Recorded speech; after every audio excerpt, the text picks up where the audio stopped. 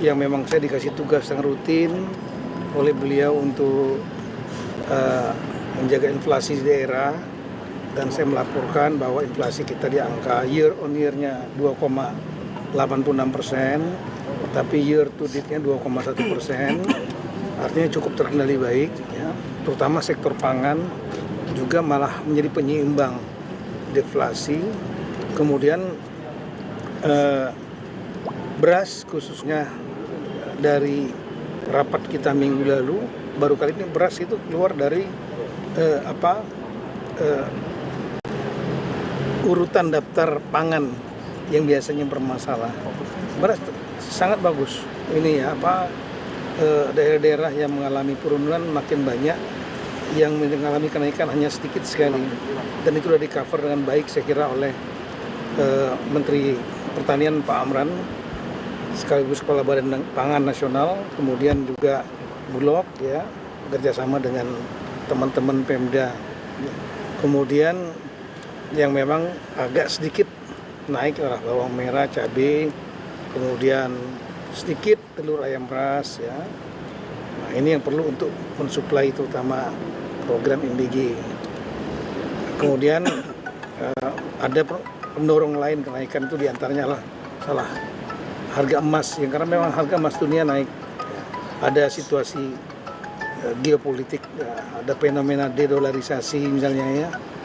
Kemudian saya juga melaporkan kepada beliau mengenai masalah pertumbuhan ekonomi daerah, karena saya juga diberikan tugas kalau inflasi seminggu sekali, sebulan sekali pertumbuhan ekonomi daerah kita bahas, ya, di mana yang tertinggi misalnya Maluku Utara, ada yang minus yaitu Papua Tengah. Saya sampaikan, tanya beliau kenapa penyebabnya, diantaranya karena adanya ekspor dari Freeport yang bertahan, adanya smelter yang pernah terbakar, kemudian ada longsor, ya, membuat produksinya mereka menjadi tertahan. Itu mengakibatkan penurunan ekonomi Papua Tengah, Timika, itu mengalami kontraksi minus 8%. Tapi ada daerah lain yang tinggi. Jadi saya sampaikan ada pembalance-nya. Kemudian saya juga melaporkan kepada beliau mengenai masalah realisasi pendapatan belanja. Ini kan udah tanggal 24 November, ya. Saya melapor data yang kemarin 23 November. Daerah-daerah ini pendapatannya sudah mencapai total semua 552 daerah, provinsi, kabupaten, kota, 38 provinsi, 98 kota, 416 kabupaten, itu rata-rata di angka 82-83%. Targetnya di angka di atas 90% pendapatan. Kemudian belanjanya di angka lebih kurang 68%. Kita mendorong tentunya belanjanya ya di atas 75%, 80% gitu, supaya kalau beliau tanya kenapa masih apa ada daerah-daerah yang ada simpan di bank, ada totalnya lebih kurang 203 triliun dari seluruh gabungan provinsi kabupaten kota. Tapi ini terjadi karena satu, ya, kepala daerah ini banyak yang dilantiknya kan 20 Februari 2025. Mereka lagi nyusun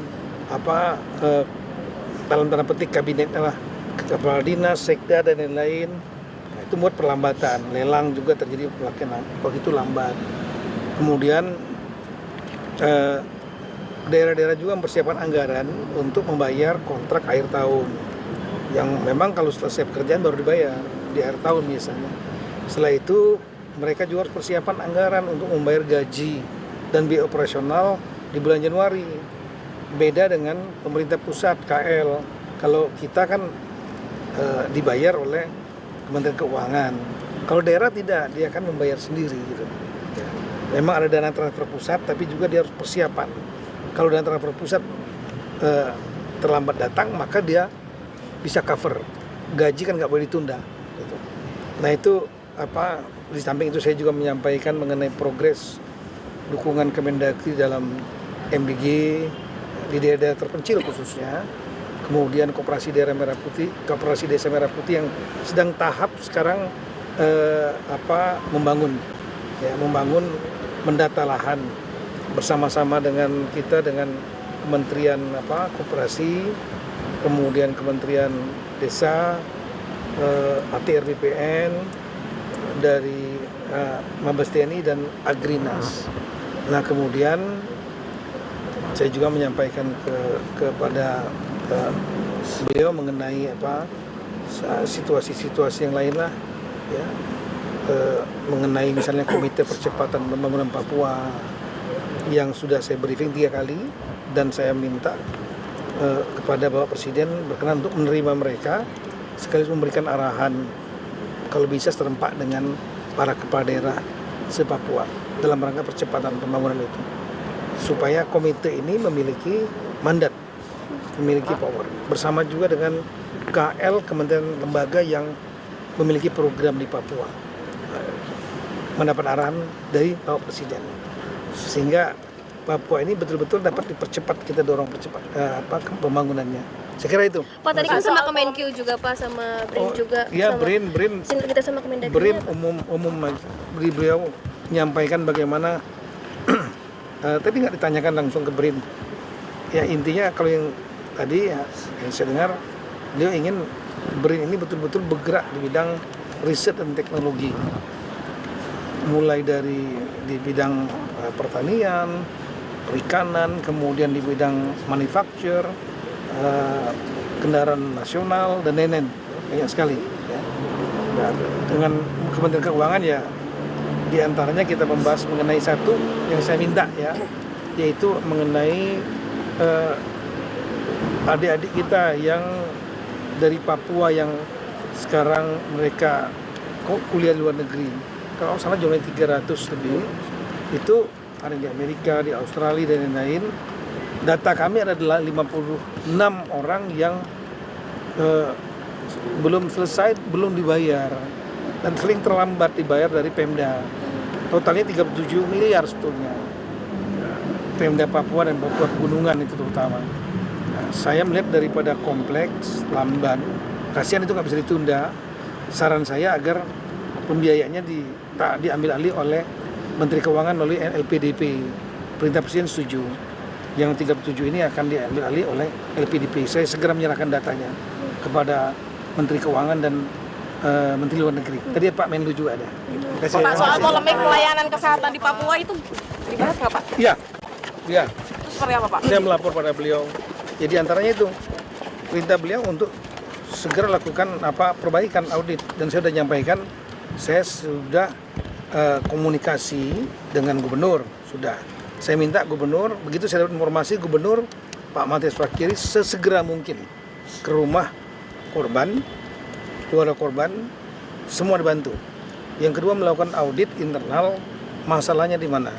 Ya, dikumpulkan rumah sakit itu, termasuk juga pejabat-pejabat yang di dinas kesehatan dan lain-lain, baik provinsi, kabupaten, dan juga yang swasta. Kemudian Menkes dan saya sudah komunikasi, Pak Menkes hari ini dan dari Kemendagri hari ini juga turun ke Jayapura untuk melakukan audit. Kalau kami nanti dari Kemendagri audit tentang aturan-aturan yang ada, termasuk peraturan kepala daerah, peraturan bupati, itu kan melibatkan rumah sakit Kabupaten Jayapura. Ya, kemudian juga aturan dari peraturan gubernur. Karena yang terakhir kan di rumah sakit umum provinsi, namanya RSUD Dok 2. Kemudian Menkes mengirimkan tim khusus juga untuk melakukan audit teknis mengenai masalah layanan kesehatan. Kita nggak ingin terulang lagi. Sama tadi pesan dari Pak Presiden, jangan sampai terulang lagi hal yang sama. Segera lakukan audit untuk mengetahui penyebab masalahnya dan lakukan perbaikan. Apakah fasilitasnya, ataukah tata kelolanya, ataukah orangnya, ataukah aturannya. Ini yang kami tunggu nanti. Malam ini semuanya berangkat ke sana. Makasih.